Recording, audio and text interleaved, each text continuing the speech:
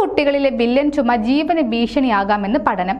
ഇതിനെ പ്രതിരോധിക്കാൻ അമ്മമാർക്ക് ഗർഭകാല വാക്സിനേഷൻ നിർബന്ധമാണെന്ന് വിദഗ്ധർ മുന്നറിയിപ്പ് നൽകുന്നു.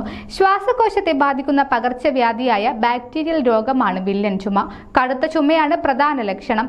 കുട്ടികളിലെ വില്ലൻ ചുമയ്ക്ക് പലപ്പോഴും ശബ്ദം കേൾക്കാറില്ലെങ്കിലും ശ്വാസം നിലയ്ക്കുന്ന അവസ്ഥ സാധാരണമാണെന്ന് ഷിക്കാഗോയിലെ Ann and Robert H Lurie children's ഹോസ്പിറ്റലിലെ വിദഗ്ധർ മുന്നറിയിപ്പ് നൽകുന്നു.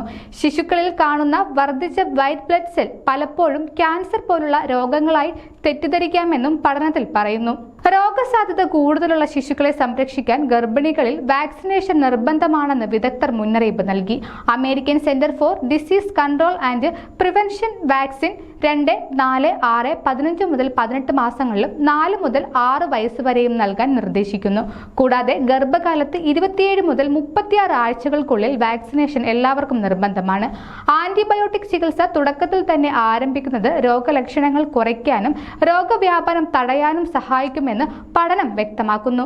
കൂടുതൽ ആരോഗ്യ വാർത്തകൾക്കായി ഡോക്ടർ ലൈവ് TV സബ്സ്ക്രൈബ് ചെയ്യുക. Stay healthy.